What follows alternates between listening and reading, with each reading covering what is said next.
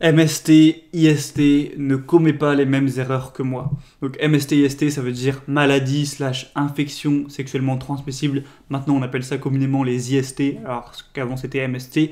Tu as sûrement dû déjà avoir un cours là-dessus au collège ou au lycée, mais peut-être que tu t'en rappelles plus forcément beaucoup. Et aujourd'hui, je vais t'en parler parce que c'est important. Moi-même, j'ai déjà eu des répercussions dans ma vie à cause de ça. Tout simplement, j'ai déjà attrapé des MST, donc je vais t'en parler aujourd'hui.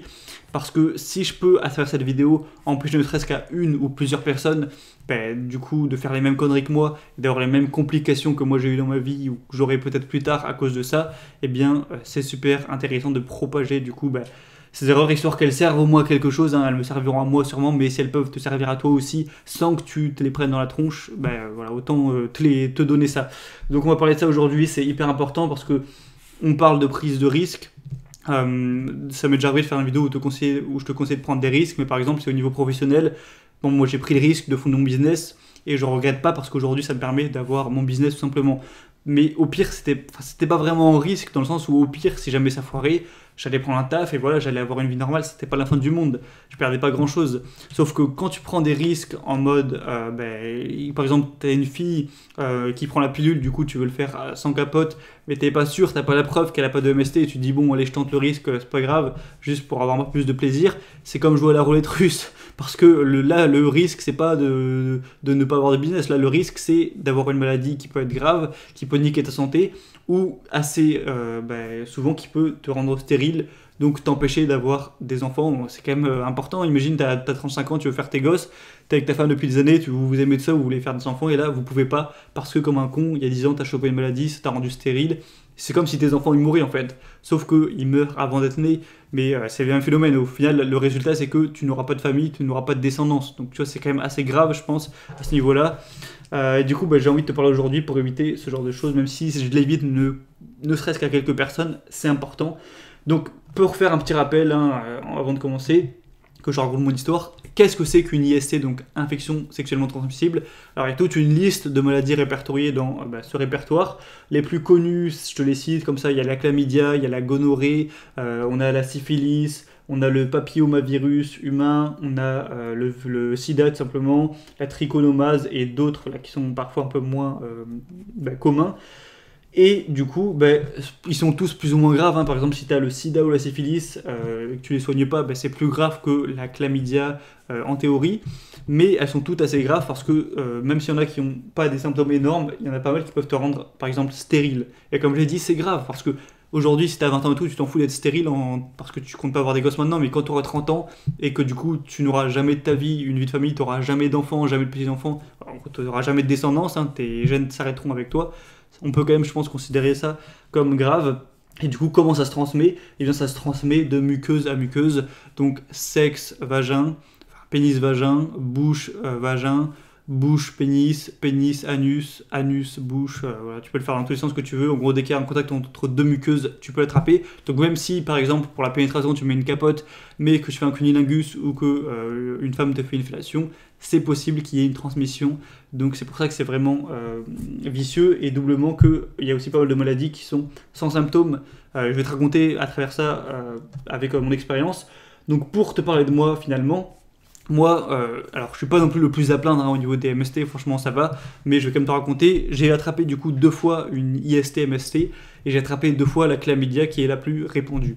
La première fois j'avais 18 ans, donc je l'ai attrapé et je me suis rendu compte en faisant un test 9 mois après que je l'avais, donc je l'ai conservé 9 mois en moi entre guillemets.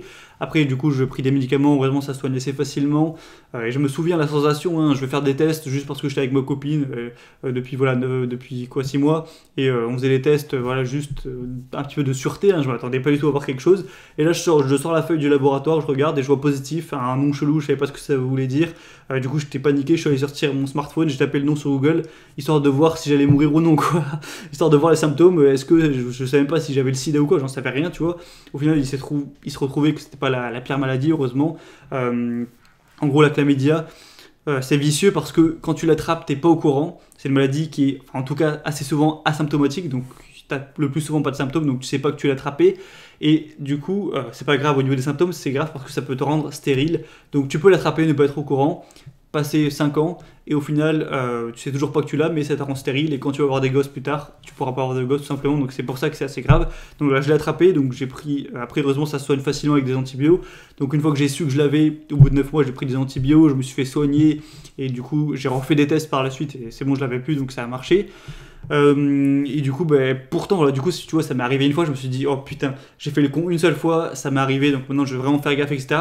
Et du coup, pour te dire, ça m'a arrivé une première fois, et depuis dans ma vie, j'ai toujours fait hyper gaffe parce que je l'avais déjà attrapé, je savais déjà que ça pouvait vraiment arriver, que ça arrivait pas qu'aux autres, tu vois. Et malgré ça, alors que j'ai fait gaffe, comme j'ai dit, eh bien, je l'ai re-attrapé plus récemment, il y a quelques mois, et du coup, là, je l'ai su plus vite que je l'avais eu, j'ai refait des tests, je me suis refait soigner. Du coup, j'ai pas refait de test pour voir si je l'ai bien soigné, mais normalement, c'est bon. Hein, le docteur, en tout cas, m'a dit ça. Donc, normalement, là, c'est bon, j'ai plus de maladie. Mais c'est pas dit que je ne sois pas stérile parce que je l'ai conservé dans mon corps, du coup, une fois 9 mois et une fois quelques mois. C'est pas probable, mais c'est possible que, du coup, je sois stérile et que dans ma vie, je pourrais pas avoir de gosse si j'ai envie d'en avoir. Parce que tu vas pas être au courant de ça. Après, honnêtement, je pense pas. Je pense que les chances que je sois stérile sont inférieures à 5%. Donc, je me fais pas trop de soucis par rapport à ça. Après, c'est une possibilité.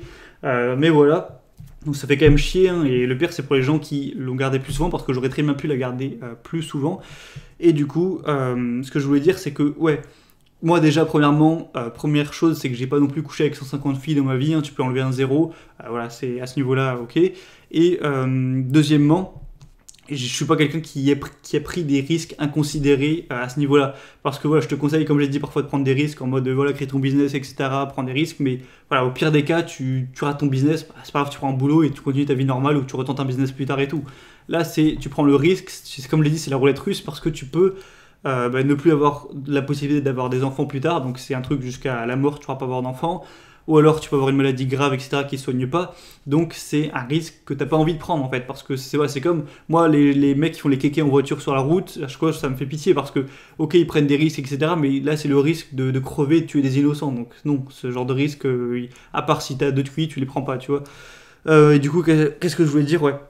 Donc je suis pas quelqu'un non plus qui prend des risques, pour te le dire clairement, puisque voilà, je suis allé, c'est bon, sur cette chaîne maintenant je te révèle combien je gagne, je te révèle les maladies que j'ai, je te révèle ma philosophie de vie, voilà, on est intimes limite tous les deux, donc je vais te le dire. Ça m'est arrivé uniquement 4 fois de prendre un risque dans ma vie, du coup avec une fille, donc de faire tout simplement sans capote, pour te le dire. Et je suis pas con, hein, à chaque fois j'ai demandé à la fille, est-ce que t'es bien sûr que t'as pas de maladie, tout ça, est-ce que tu prends bien la pilule, évidemment. Donc à chaque fois la fille prenait la pilule et m'avait dit, voilà, d'elle qu'elle n'avait pas de MST. Donc en fait pour moi, si les filles disaient la vérité à chaque fois, eh bien j'avais aucune chance, donc j'ai pas vraiment pris de risque à proprement parler. Mais du coup, ça va amener sur un conseil, et je t'en parlerai après.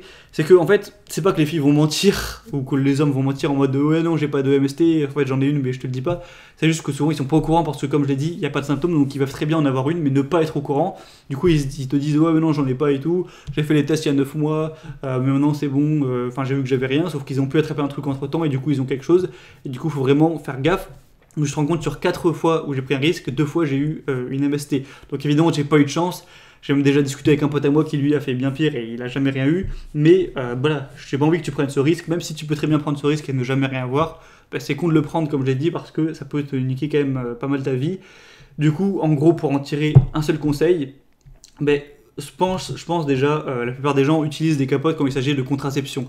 Personne prend le risque, je pense, d'avoir un enfant comme ça parce que tu sais très bien que ça peut te ruiner ta vie si t'es un gosse à 19 ans.